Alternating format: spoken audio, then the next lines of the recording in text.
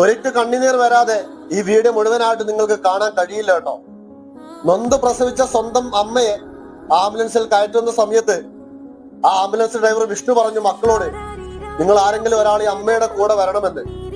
ആ മക്കൾ ആ സമയത്ത് പറഞ്ഞത്, അമ്മയെ നിങ്ങൾ കൊണ്ടുപോയിക്കോ, ഞങ്ങൾ ഞങ്ങളുടെ കാറിൽ വന്നോളാം എന്ന്. നിനക്കിന്ന് ആ കാറിൽ പോകാനുള്ള നിന്റെ ശരീരം, നിന്റെ ആരോഗ്യമൊക്കെ തന്ന് ഒരമ്മയെയാണ് ആംബുലൻസിൽ കൊണ്ടുപോകുന്നത്.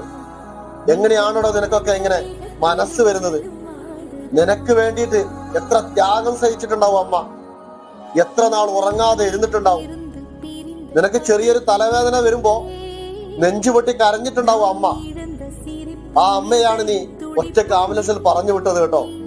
കാലം സാക്ഷി. എല്ലാവർക്കും, ഇതുപോലെ ചെയ്യുന്ന എല്ലാവർക്കും ഒരു നാൾ തിരിച്ചു വരും. നീയും ഒരു നാൾ പ്രായമാകും. ആ സമയത്ത് നിന്റെ മക്കളും ഇതുപോലെ നിങ്ങളെ ചെയ്തേക്കാം കേട്ടോ.